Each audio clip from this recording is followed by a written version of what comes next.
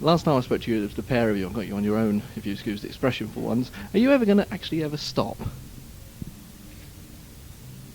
So that long pause that makes it sound intelligent. There are times when you definitely feel like stopping. I mean, I didn't fancy doing a tour this year. I didn't fancy doing anything this year.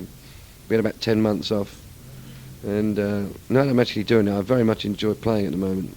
We're kind of concentrating on holding it back because we're renowned for being frantic. You know? And I think that's me, really. I think that up tempos it means if it's not hurting me, I don't feel like it's working. You know what I mean? Well, it hasn't hurt me this tour at all. We've been a little more controlled. Andrew said something the other night that seemed to ring true. That the music is already, you know, it's already doing that without us trying to do any more than that to it, which you do on stage. And it seemed to have paid off. We're having a very comfortable, nice, enjoyable tour. But to answer your question, I don't know. We'd like to see if we can make it to the year 2000. And at our age, man, at our age, and it's lovely. At our age, those years go really quick, so it's quite possible that we could make it to the year 2000. It's, I think, working out since 65, 27 years, nearly 28 years since the Quo been going. Well, there was actually a point where it wasn't going to start really take off, because you had a couple of hits, and then there was a 5-year gap where, did you ever think... No, it was interesting because at the time, because we'd had a hit, and we came from the old school where as soon as you got a record contract, which we got in '66, sounds ridiculous, doesn't it, that long ago, they used to put it on your poster, you know, so-and-so recording artist, and your ticket price went up by about tuppence. Sorry, what was the question again? Quick, because I was on a train, I was on a roll here. Did you think you weren't going to make it?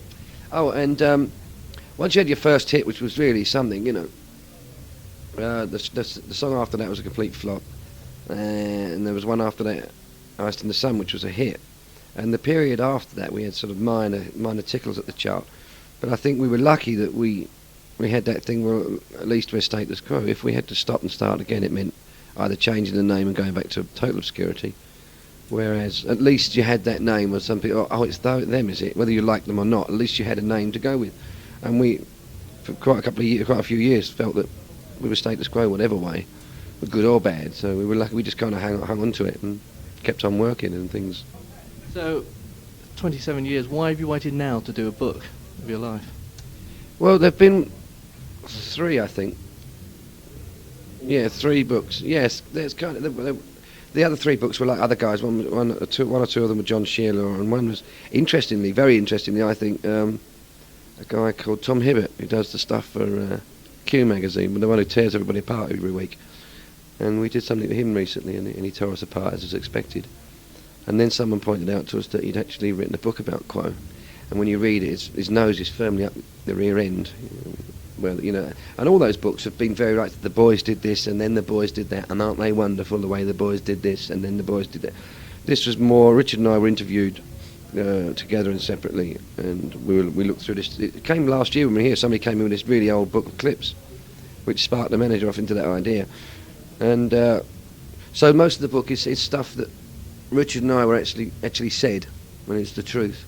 Some people think we've been a little too honest. I can't see that, but they think we've been a bit too honest, and it's much more interesting. But our initial reaction to doing a book was, don't be stupid, what for? Who wants to read about us at all, other than real hardcore status quo fans? And we met the publishing people. We were taken out as you are, taken to dinner or something, with about 50 people, which was blah. But they were very, very enthusiastic. It was very refreshing. They were it was refreshing. Most record company people tend to be very blasé, and they've seen it all, they think they've seen it all and done it all, and they're very hip. And these were just different people, and their enthusiasm kind of said, well, if you know, they're a reputable company. If they think they can go with it, then we said, well, fine, you go with it if you think you can do it. And it surprised both of us, because each of the signings we go to, which, have you seen Spinal Tap at all? And, well, we thought it'd be an Artie Fufkin situation, you know, no person there. And I think the least we'd had is about 300 queuing outside shops. It's ridiculous. I don't understand at all. Yes, I find the whole thing weird. As I said, the fact that the books, it's actually selling. People are queuing to buy it. And when we go, each of the signings we go to, there are usually 200 to 250 that we have to sign before that are pre-ordered, and then we go and face a queue of people. And it's nice because we get to meet people again and shake hands and whatever else, and you see the people face to face, and it's quite fun, you know. But as I said, it was very strange to think we would sell a book. if anybody had asked me, I'd figure, well, a few thousand copies, if you're lucky, really lucky.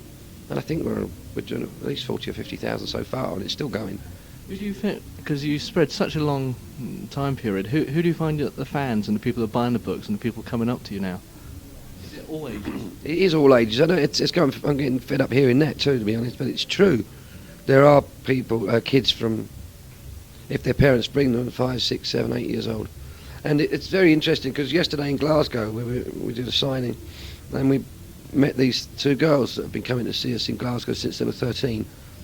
And we used to know this crowd that used to be, there was a guy now lives in Germany, we've seen him before, a great big guy. But to try and chop the story, if you treat young people or old people, like we have this thing in rock and roll that we're all elite and we can only play to a certain age group because we're this kind of band, and this kind of band only plays to this, and we're a heavy metal act and we're hip, so we don't want to play to those people, and we're a high class musical act, so we don't want to play to that heavy metal lot, or we don't want to play to young people or old people. When those kids used to come and see us, I remember vividly this guy Mark. He was a spotty little 12-year-old kid, you know. And when I was 18 or 20, I was dead hip, so like, it's only a kid, you know. But we didn't treat people like that, and we signed. And the next time I saw the guy, he was about 17 or 18. He was about 6'6", and about 3 feet across, and he was a man. And that's what we've been finding this tour, that you see people with their kids, and if they're 8 years old or 9 years old, in 5 years' time, he's going to be, he's all right then. And the same with, if the music business grew up in the 50s, if it was born in the 50s, rock and roll, whatever you want to call it, then there was a time then where people used to think, and I still hear odd people say this to me, I used to be into music, but I grew up out of that. I look at them with total pardon. What do you mean you grew up out of what? What do you mean you grew up out of music? I don't understand you. It seems now, obviously, that people my age, older than me, 50, 60 years old, why not? Chuck Berry still plays music, so why shouldn't people of 50 and 60 buy it? And I can see where you can get derision, because this hip thing that we all have in the business, but who are we to think any act can only play to an audience between 18 and 25, because over 25 you're finished and under 18 you don't count.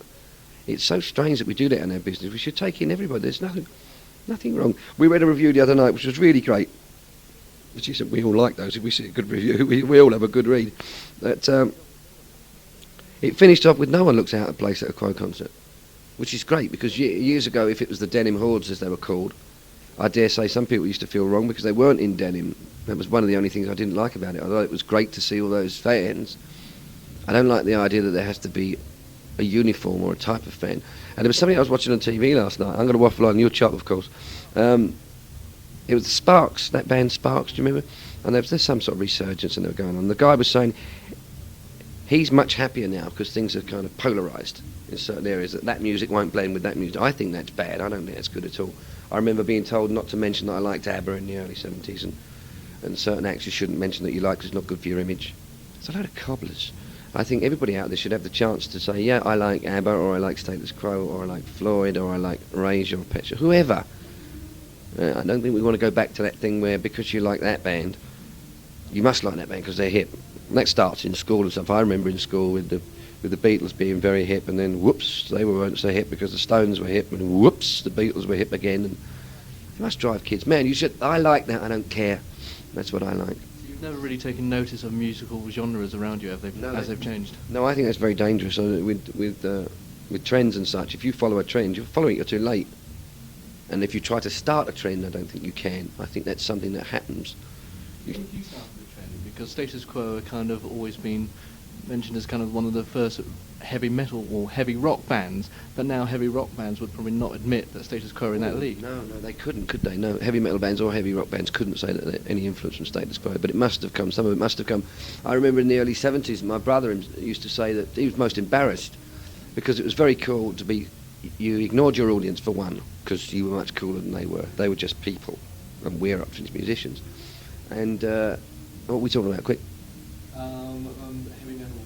And my brother said to me, you're embarrassment.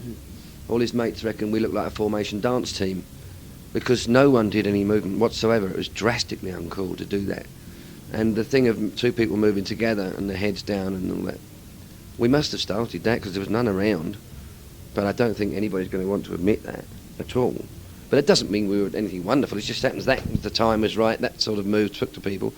I mean, how many bands now do you see two or three guitarists standing in a line together going junk, junk, junk like we do? And to me, that's really corny. Although we still do it, people like to see us do it. I find it very odd when I see other acts do it. Because you think, wait a minute, you're copying that band that no one wants to like. You know, what are you doing? Be cool somewhere else. I find it very odd. It's a long time since you've had a new record. Well, it's 2 years now. That's quite a long time for you. Yes. How about a new one? Is there a new one planned? Yeah, well, I've been working on that for the last few months. We do one song in the set from that, which might be a single, we hope. And obviously it's a single that's different than we've ever done before. It's really slow, ballady type thing, man. And I think we were reluctant to release it too early because there's a whole spate of those things around, and I wouldn't want to be seen to be saying we went along with what's going on. But it's been received extremely well, the new song. And people that have heard bits of the album so far say that it sounds fresh, but I don't know. We'll see. Yourself and Rick have got a good partnership still. Yeah, it's improved immensely over the last couple of 3 years because of the thing. Dodgy patch, wasn't it, in the mid '80s? Oh yeah, and late '70s, mid '80s when the old band got in a mess and we were all doing coke. And with coke, it kills any emotion, any natural emotion. And the whole thing between Rick and myself is that we like to make each other laugh, or the humour that goes on. And cocaine is one of those drugs that makes you think you're cool, and you got this deadpan face, and you just look at people and think you're so marvellous, and they're such dickheads. And the total reverse is true. And that was, if you imagine that going on in the band with four or five people all doing coke, and each one thinking he was cooler than the other. There's just barriers everywhere, and our friendship really went out the window. And it's improved immensely. We're much closer to as we were when we were kids, because we used to get off on each other. You know, I sometimes, it's just something the way he laughs sometimes, or his face. He's got that. He's one of those people who can make a room laugh just by just the most stupid of things, and he can make you laugh. I find that all very refreshing. People trying to be so fed up with the whole business and everyone trying to be cool. I see it in teenagers, and I see it in my own children. You know, they're desperate. One of my boys up there, they're desperate to be cool. You know, and wear the right colour a black t-shirt. I find it very strange, all that. You know, although I went through it, and we all say that the teenager's an arsehole at a certain age. You know, so well, he's going to go through that. I don't see where as society, as parents, and we don't say, well, we should learn something from this. I went through that and I was an arsehole. Now let's just see if we can teach the next generation not to do that. And we put it down as they'd have to sow their wild oats because we did. Doesn't mean we have to. Why can't we improve? We don't. There's that area of teenagers where they all become dickheads. I mean, you remember being a teenager and you think, oh, I was the bee's knees. And you look back and go, what a dick I was. And it goes on through your life, doesn't it? We have to stop that age. I'm going on here waffling. You should stop me. There's the ageism thing that has been talked about lately. That we should try and teach people that grey is groovy, and as you get older, your brain wakes up, doesn't it? Oh, I see. For years, I always said I'd be dead by the time I was 45, and wasn't much interested. And I get to 40. I got 38 and 40. I thought, no, I've just got my life in order. I now very much. Somebody asked me last year, what sort of I got any ambitions left, and the ambition is to get old. I really would like to make 80 and 85 years old, because I want to see what happens with technology and how the world develops. But I want to be. I see old people on the bowling green. I think there's definitely every section of life. There's something to each age. I want to sit on the beach at Brighton out of season in the wind and rain, and in a shelter with the wife and all the kids running about with a crossword. Do the crossword and eat some sandwiches, and those things that old people do. Yeah, I now want to do them. And I think we should try and teach it that is the way, rather than, no, you're finished after 20 or after 25, because we know that's not true. We've been there, and yet we let it happen each time. I don't understand. Sorry, nothing to do with music. What a dickhead. You're on tour at the moment. You always seem to be on tour endlessly. What leads you into the new year? You likely to go across the ocean and see a bit more of the world? No, as soon as we finish on the 19th, I'll see my new baby then as well. I got a new baby, came yesterday. Yeah, thank you, congratulations. Yeah, I know, it was only 2 minutes, I didn't do much. And it's true though. We'll have a week or two off, I think, and then carry on work on the stuff we've got on the album.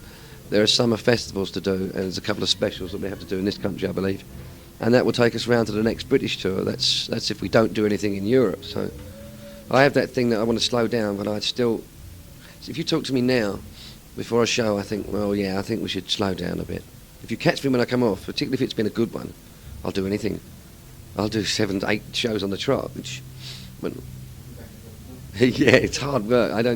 I'm a contradiction all the time. I love it and hate it, you know. I'm a dickhead, really. Just got away with it, lucky.